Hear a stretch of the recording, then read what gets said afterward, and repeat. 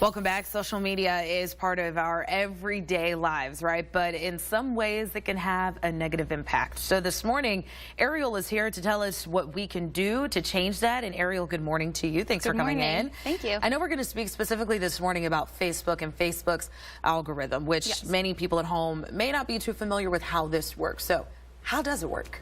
So an algorithm is a set of rules for any sort of process. So Facebook's algorithm in the past used to show you the newest content, but now there's so much content out there that they had to put some new rules in place. So the algorithm works by showing you the content that you have interacted with in the past to kind of guess in the future, what are you going to have the most reaction to.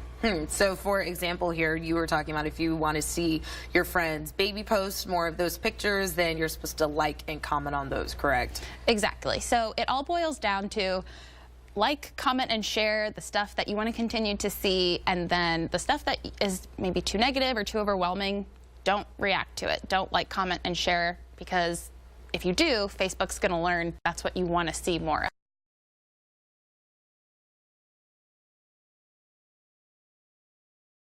Other certain things, you talk about the news feed preferences, that's kind of the whole liking and sharing thing, but also unfollowing. What do you mean by that? Yes, so in addition to your actual actions on posts or with people, Facebook has a few features where you can make your own rules of what you do and do want to not see. So you can go to your news feed preferences, and you can choose up to 30 people or pages that you do not want to see.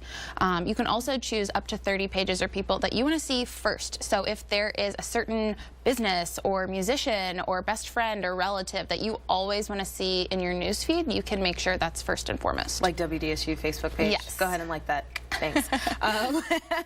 Also, the snooze keywords, how do you do that? Yes, so I know if it's around an election or if maybe there's a traumatic event in the news, that could be too overwhelming for your feed. So if there are certain keywords or topics that you just do not want to see, you can snooze those certain words. It only lasts for about 30 days, so that's why it is kind of more event-based, but that's a great way to block certain pieces of content from your newsfeed. This is actually new to me. I did not know that you could have up to 30 people that you could unfollow at once on Facebook, and they'll stay there until you decide to refollow them, or how does that work? Yes, and so, and actually, let me step back. You can have 30 people first and foremost. It's unlimited for how many people you can unfollow. And unfollowing is different from unfriending, because your aunt may be really aggravating and you don't want to see her information all the time, but if you unfriend her, it's going to be really uncomfortable at the next family gathering. So stay her friend,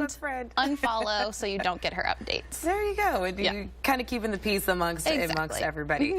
Where can people read more about Facebook algorithm and different ways to kind of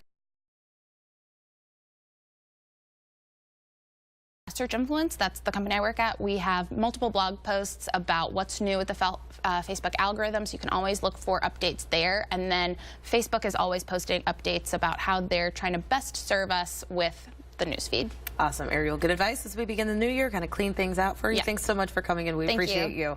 Let's send things over now to meteorologist David Singleton for a look at your forecast.